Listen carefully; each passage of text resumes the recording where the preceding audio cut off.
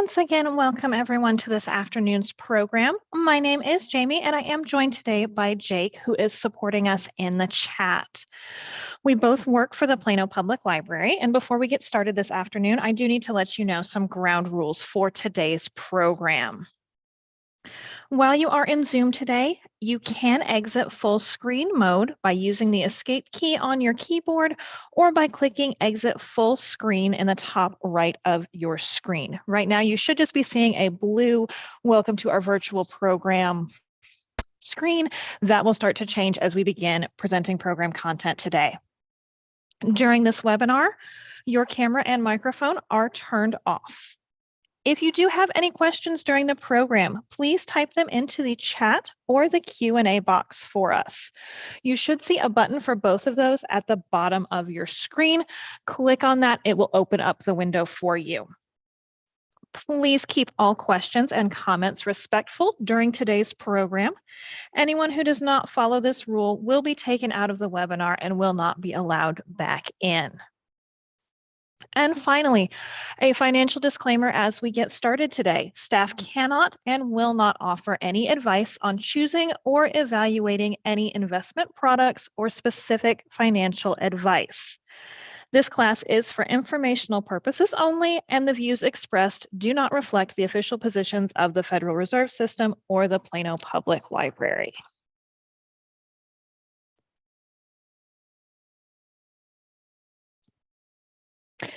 With all that out of the way, welcome to Building Wealth, a beginner's guide to securing your financial future. This series was created by the Federal Reserve Bank of Dallas to help you as you create a plan for building wealth. There are 5 steps in this series to guide you in your path to building wealth. First, we'll define wealth, clarifying what wealth means to you and your family. Then we will review the 5 steps to building wealth: learning the language, budgeting to save, saving and investing, building credit and controlling debt, and finally, protecting your wealth.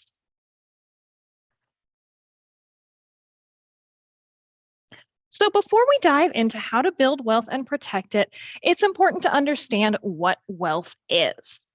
Wealth can mean more than having unlimited amounts of money, and your definition of wealth is going to be unique to each person. If you'd like, you can let us know in the chat what you think about wealth, or just take a moment to think to yourself, what does being wealthy mean to you? For example, does it mean that you can help your children with college expenses?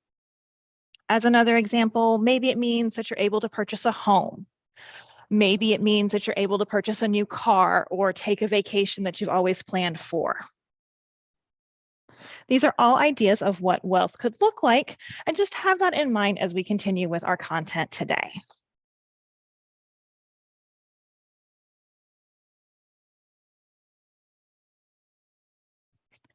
The very first step to building wealth is understanding the language used around financial matters. Assets, liabilities, and net worth are 3 basic concepts that can help you better understand the steps to building wealth. And we're going to take just a moment to review some of those concepts today. Let's start with assets. Assets are things you own that have value. A wealth-creating asset is a thing you own that has value, and that value generally increases. What's the difference? A couch is an asset. You can sell a couch for money, or you can trade it in for another item because it has value. However, your couch is not a wealth-creating asset because it decreases in value every year that you own it. It starts to get a little worn, it starts to get a little bit raggedy, and so it's not as good as when you first bought it. A house, on the other hand, is a wealth-creating asset because generally it increases in value over time. You may purchase it for one price, and as you continue to own it, make improvements on it, the market changes, you'll generally see that value go up. On the other hand, you have liabilities. Those are debts or money that you owe. These include things like mortgages, car loans, student loans, personal loans, and other debt. The simplest way to calculate your wealth is to figure out your net worth.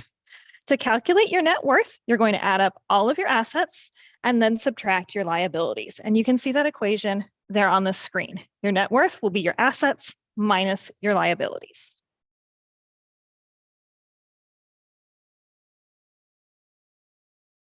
This slide shows an example balance sheet.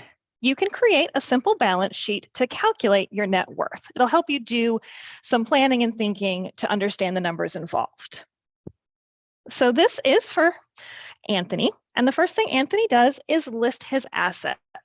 He has some cash, he has a savings account, he has stocks, retirement accounts, and his car. All of these things add up to a total of $46,500 in total assets. So as you're thinking about your own assets, think about your whole financial picture. Are any of these on the list something that you have that you can list as an asset? Do you have anything that's not listed here? Go ahead and include that as you list out your assets.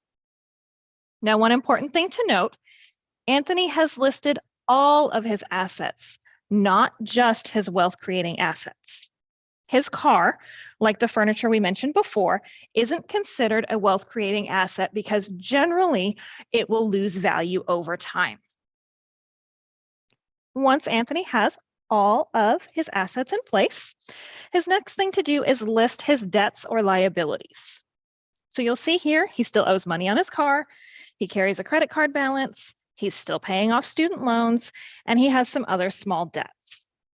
In total, Anthony owes $22,500 in those debts. So to calculate his net worth, Anthony will take his assets listed at the $46,500 and subtract his debts listed at $22,500. The result is his net worth, his total wealth of $24,000. Do we have any questions so far? I don't have any questions in the chat right now. All right, we've outlined some of the language that we'll be using, so let's go ahead and move into our next concept of budgeting. When you have that language in mind, you can use it to set your financial goals. Now, goals are going to be an important part of building wealth. Without a clear direction, your building wealth strategy will be harder to implement. You won't really know where you're going or what you're doing. Your goals should be realistic, have a set time frame, include a plan, and allow room for flexibility. You can divide your goals into two time frames: short-term goals and long-term goals. So for example, Anthony has a short-term goal of saving $3,000 a year for the next 3 years to have $9,000 as a down payment on a house. One of his long-term goals is to have $5,000 a month to live on when he retires in 30 years. So you can see the difference. On the one hand, we're looking at something in the next 3 to 5 years. On the other hand, we're looking at something much further out. Both of Anthony's goals listed here are good. They have a concrete amount of money to be saved and the specific timelines that he wants to save them in. However, he still needs to determine if they're realistic and then come up with a plan to succeed.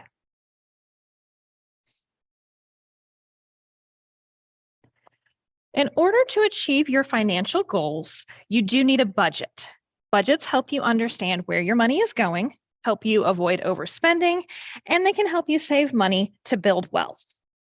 The very first step in creating a budget is to track your day-to-day spending. This includes everything you spend money on, whether it's using cash, check, or debit and credit cards. As an example, here on the screen, we see Gabby's ledger for 3 days. She has one column for everything that is spent using cash, debit, meaning it's coming from her checking account, or checks. The last column has the money she spent using a credit card or a charge card.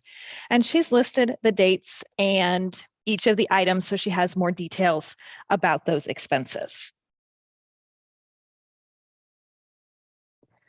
Once you have a clear idea of your usual spending, it's time to create a budget.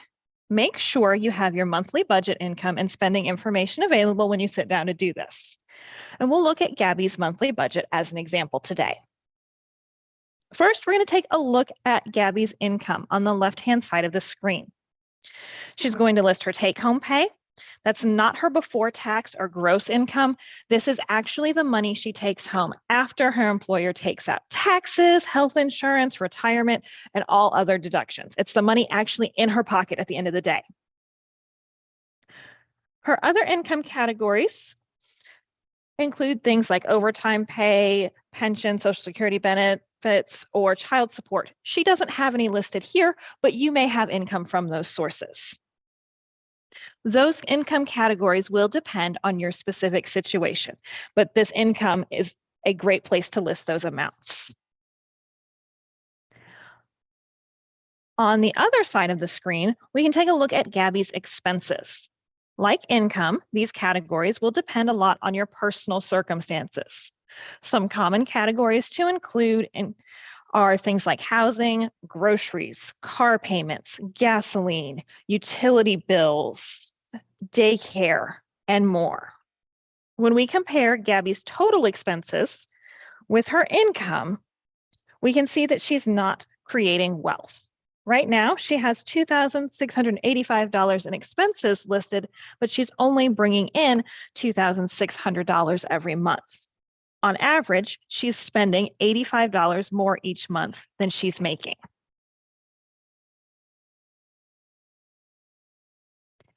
And this is the point where you put your budget into action. In order to start building wealth instead of debt, Gabby decides to make a few changes.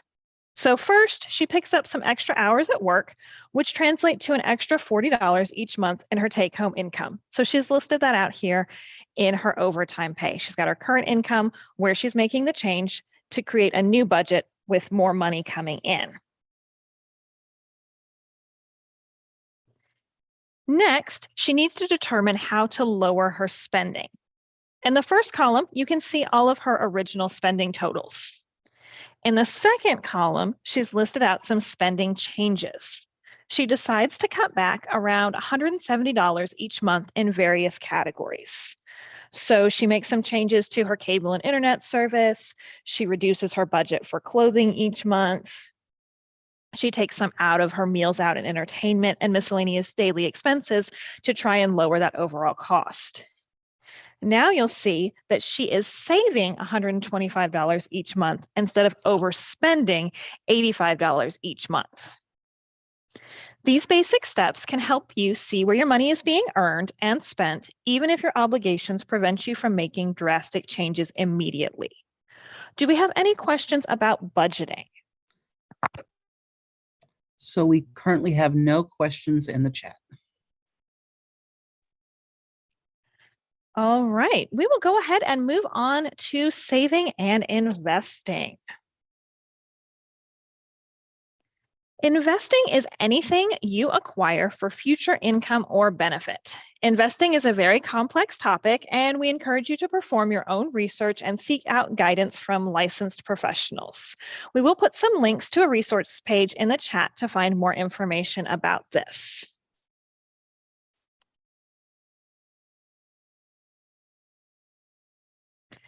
The investment pyramid shown here on the screen shows the different levels of risk associated with different types of investments. The riskiest investments are at the very top, your stocks or your long-term hold items. Then you have bonds or medium-term hold items. And finally, you have cash, such as your savings account, which is considered a short-term hold. Underscoring all of this is your financial foundation. Two parts to your financial foundation are your financial plan and insurance, which we will briefly talk about a little bit later in today's class. We've already discussed the importance of setting goals, creating and following a budget, and determining your net worth. It's also important to keep track of your financial records. This means both making sure you have the documentation you need to adequately assess your financial situation and making sure you are protecting your privacy by shredding or discarding documents that are not needed.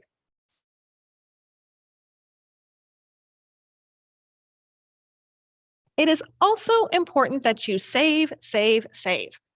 When deciding how to save money, refer to your goals to guide your decision. There are a few basic types of savings vehicles available at most banks and credit unions, including general savings accounts, money market accounts, and certificates of deposit. These all have different rules regarding their withdrawals, their fees, their deposits, and more. So you'll need to make sure that you do your own research when deciding what to use, if any. But these are all options available for you to start saving. Do we have any questions on saving and investing? There are no questions in the chat at this time. All right, we've covered budgeting, we've covered saving and investing. Now let's move on to building your credit and controlling your debt. It is important to think of credit as a tool. Most people can't buy a house or car outright. Thus, having a good credit history and a good credit score can enable them to purchase these items. On the other hand, having a negative credit history or a negative credit score can hinder your goals. The first step is to know what's on your credit report. It's important to review this information annually and make sure your information is accurate. Your credit report will not include your credit score. Your credit score is a number generated by a statistical model that objectively predicts the likelihood that you will repay on time. It can play a big role in determining the type of interest rates you will be charged to borrow money. If you're interested in getting a copy of your credit report, you do have the right to receive a free copy from each of the 3 major reporting companies annually. And that's what you see here on this slide. You can see the phone numbers and websites to be able to request those reports where you can review and make sure that you have accurate information. If you don't have any credit history at all, there are tools that help you build credit. One option is a secure credit card, which requires a deposit of the credit amount. Your payments are reported to the credit agencies. Another option is retail store credit cards. With both of these options and with any other credit instruments, it is important to do your own research and make note of due dates, the interest rates, penalties, fees, and other factors so that you can determine what's best for you.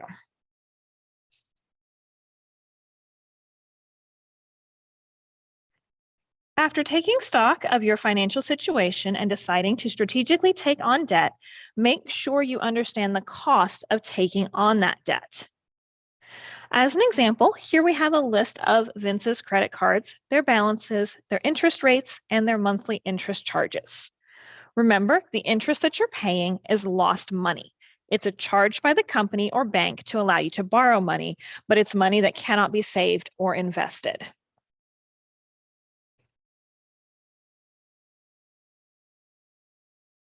Emergencies do happen, and this is the prime time predatory lenders take advantage of those without financial resources or knowledge. Predatory lending can take different forms, such as payday loans, car title loans, scams, and more. You'll find these loans are characterized by many extra fees and higher interest rates. The elderly and low-income individuals are often targeted by these companies in larger numbers.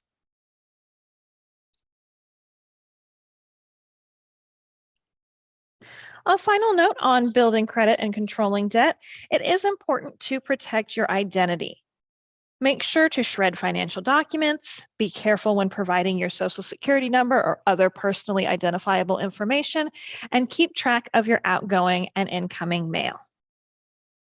Do we have any questions on building credit and controlling debt? So I do have one question in the chat, is why is predatory loan even allowed by law?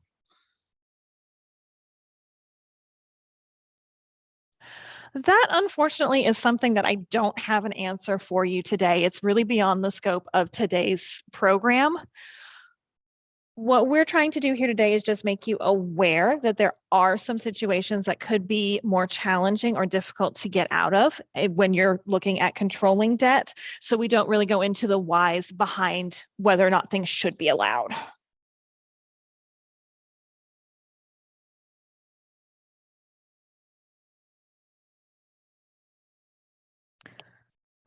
One last topic we do want to talk about today is protecting your wealth. So, in the process of creating wealth, it is important to protect it. Insurance is used to protect yourself from major financial loss. There are many different types, but the major ones include your property insurance. This can include things like car insurance, homeowners insurance, or even renter's insurance. As we discussed before, your home and car are assets in your equation of building wealth. So insurance helps protect those assets. You also have health insurance, which can include coverage for medical, vision, and dental concerns, as well as disability insurance. Medical insurance helps protect your wealth in two ways. First, preventative care can help you and your family stay healthy and give you time to focus on your other goals. And second, insurance can cover other medical care, or disability insurance can help protect you if you do fall ill or get hurt. Other insurance available includes life insurance and long-term care insurance. Like with investing, taking on debt, and other matters, it is important to do your own research to determine what are the best options for you and your family. Do we have any questions before we close today? We currently have no questions in the chat. All right, that does conclude the main part of our presentation, but before we close today, I'm going to go ahead and cover some additional resources available to you. Please feel free to add any additional questions or comments to the chat as I do so. The library has many resources that are available to help you on your financial journey, including books, databases, and other classes. The Morningstar Investment Research Center and Value Line are databases available to library card holders specializing in fund and investing popular stocks. We also have access to popular books in personal finance, such as I Will Teach You to Be Rich and The Total Money Makeover. And you can find many of these books in both digital and physical formats. You can also check out other Money Smart classes available this spring, including upcoming classes on debt, improving your credit score, retirement, and investing. We have some listed here on the screen for you, but you can find our full program brochure both in the libraries and online with all of our upcoming programs. April does conclude our spring programming season, so keep an eye out for our summer classes coming soon, which will cover everything from May to August. As a final note, the Plano Library Speaks podcast is also available for you to listen and subscribe. And you can find a link for that in our chat as well. You can learn more about upcoming library programs, the staff who work at the library, and other interesting resources available to you. Hey, Jamie. Yes. Sorry. We do have absolutely. one final question in the chat. Any ideas or suggestions on how to educate children in regards to finances? So there are a lot of different resources available. One of the things that I would point you to would be the Thinking Money resources that have been developed. They do include some books and activities to start introducing children to the idea of money, of saving, and financial responsibility. We have had some programs and exhibits in the library that help illustrate some of those topics. And you'll find programs in the library like Art Start that introduce some of those early financial concepts as well. If you have specific questions as far as age groups or recommended books and titles, I would say my email is available on the screen here. Feel free to shoot me an email with your specific question, and I can do some more specific recommendations to your particular need with a bit more information.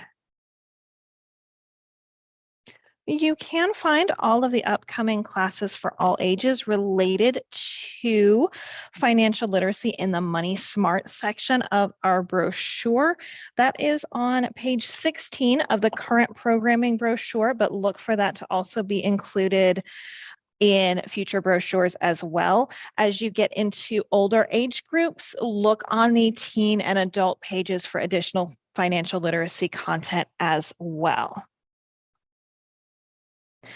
As you are leaving the class today, a survey should pop up when you close out of the class.